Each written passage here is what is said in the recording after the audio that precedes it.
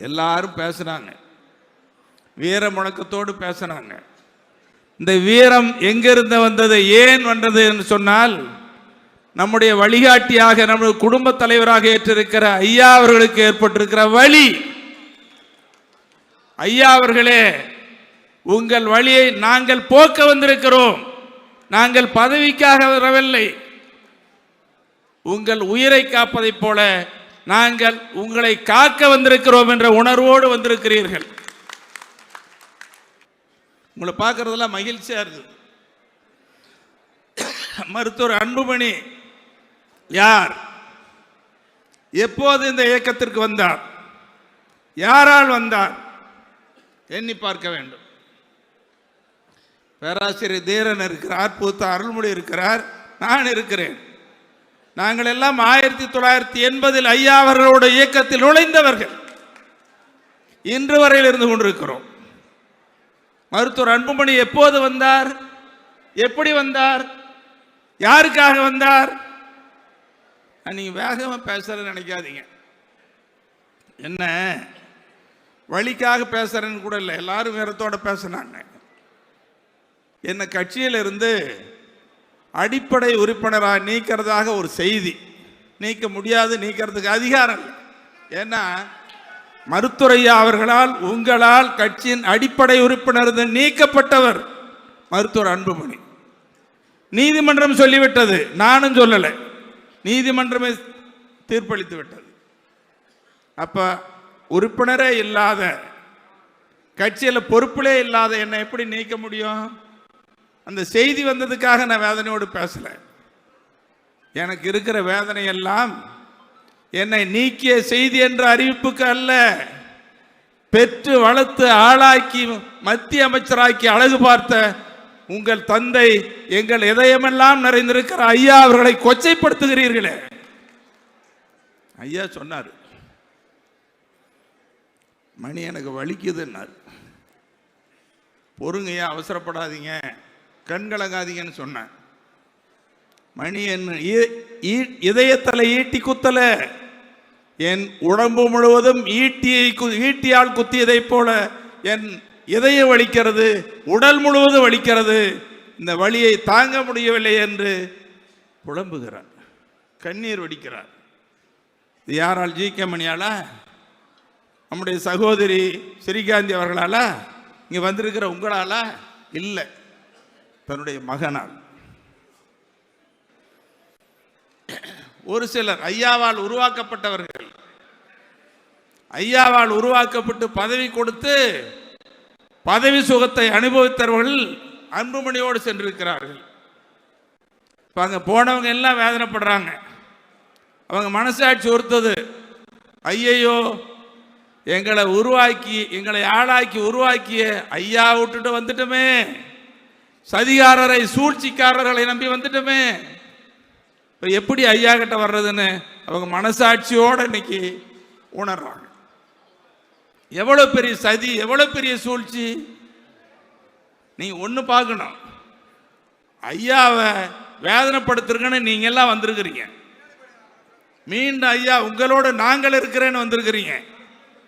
ஆனா பெத்து வளர்த்த மகன் மத்திய அமைச்சராக்கியவர் இந்த கட்சியை கைப்பற்ற நடத்தினா ஐயா துணிந்து நிற்கிறார். யாரை நம்பி? உங்களை நம்பி, நம்மை நம்பி. ஐயா அவர்கள் இதே நாங்க இருக்கிறோம், நீங்க வந்திருக்கிறீங்க. ஐயாவுக்கு துணையா இருக்கிறீங்க. நெருக்கடிகள் இந்த சூழலை உணர்ந்து வந்திருக்கிறீங்க.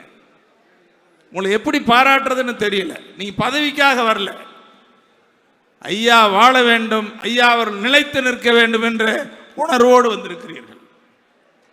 மகன் தட்டி பறிக்க, அபகரிக்க, சூழ்ச்சி பண்ணி கட்சி அபகரிக்க நினைக்கிறார். ஐயா அவர்களே, உங்க ஒரு மகன் உங்களை அபகரிக்க நினைத்தால், நான் முன்பு சொன்ன மாதிரி லட்சோபலட்ச மகன்கள் நாங்கள் இருக்கிறோம்னு நீங்க வந்திருக்கிறீங்க. அதான் நம்ம சகோதரி ஸ்ரீகாந்தி சொன்னாங்க. எவ்வளவு மோசடி. இன்னொன்னு, யாருன்னு அடையாளம் தெரியாது, சின்ன பசங்க. அவங்க சொல்றது எனக்கு மனசு கஷ்டமா இருக்குது. உங்களுக்கு தெரிஞ்ச செய்தி, ஐயாவை இந்த கொச்சப்படுறது, ஐயா பேர் கூட சொல்றதுக்கு நமக்கு வராது. இந்த கிழவனை ஐயா பேரை சொல்லி ஒருமையில் பேசி தலையணை வச்சு அமுக்கி கொள்ளுங்க, கழுத்தில் காலை வச்சு மிதிச்சு கொள்ளுங்க. அப்படி பேசுறது யாரு? ஒன்றும் தெரியாத தம்பிங்க பேசுறாங்க. அவங்க தூண்டி விடுறது மருத்துவர் அன்புமணி. அப்படி பேசுறவங்களை கூப்பிட்டு சால்வை போட்டு மாநில பொறுப்பு. மருத்துவர் அன்புமணி அவர்களே, இதுவா நன்றி கடன்? அப்பாவுக்கு செய்கிற நன்றி கடன் இது. நன்றி கடன் அல்ல, உலகத்திலே யாரும் செய்யாத மாபெரும் துரோகம். துரோகம் துரோகம் யாராலும் மன்னிக்க முடியாது. அன்புமணியை மன்னிக்க முடியாத கூட்டம் தான் அங்கே வந்திருக்குது. அன்புமணி துரோகம் சாதாரண துரோகமா? இங்கே சகோதரி ஸ்ரீகாந்தி பேசுனாங்க, மற்றவங்களாம் பேசுனாங்க. நம்முடைய பூத்த அருள்மொழி சொன்னார், தோளில் தூக்கி வளர்த்த பிள்ளைன்னு சொன்னார். ஐயா இயக்க ஆரம்பிச்சப்ப என்ன செஞ்சுட்டு இருந்தாரு? எங்க போயிருந்த? படிக்க வச்சு ஆளாக்கணா இதுவா வேலை? ஒரு கும்பலை வச்சுக்கிட்டு தினமும் செய்தி போடுறது, அவதூறுப்படுத்துறது, அவமானப்படுத்துறது, இதையெல்லாம் தாங்கி கொண்ட மருத்துவர் ஐயா அவர்கள் இனியும் நான் பொறுக்க மாட்டேன், துணிந்து நிற்கிறேன், மீண்டும் மறுபிறவையோடு உங்களை சந்திக்க வந்திருக்கிறேன்னு சொல்லியிருக்காரு.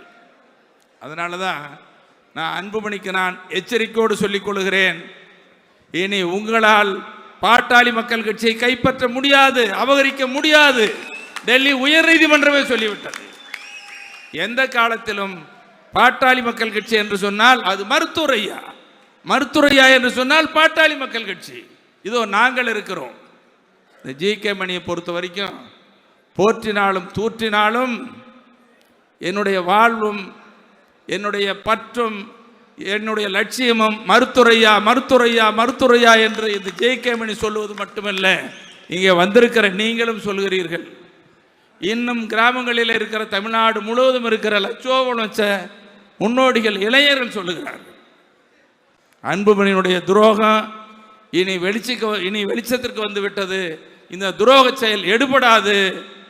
இனி அரசியலை ஓரம் கட்டிட்டு ஏதாவது வேலை இருந்தா பாருங்க அன்புமணி, இனி ஒன்றும் நடக்காது, வேலைக்கு ஆகாது. செய்திகளை உடனுக்குடன் தெரிந்து கொள்ள கீழ்கண்ட கேபிள் மற்றும் டிடிஎச் நெட்வொர்க்குகளில் எம்நாடு செய்தி தொலைக்காட்சியை காணுங்கள். பாதகம் செய்பவரை கண்டால் நாம் பயம் கொள்ளலாகாது பாப்பா. மோதி மிதித்து விடு பாப்பா, அவர் முகத்தில் உமிழ்ந்து விடு பாப்பா. அண்மை செய்திகளை உடனுக்குடன் தெரிந்து கொள்ள இணைந்திருங்கள் எம்நாடு தொலைக்காட்சியுடன்.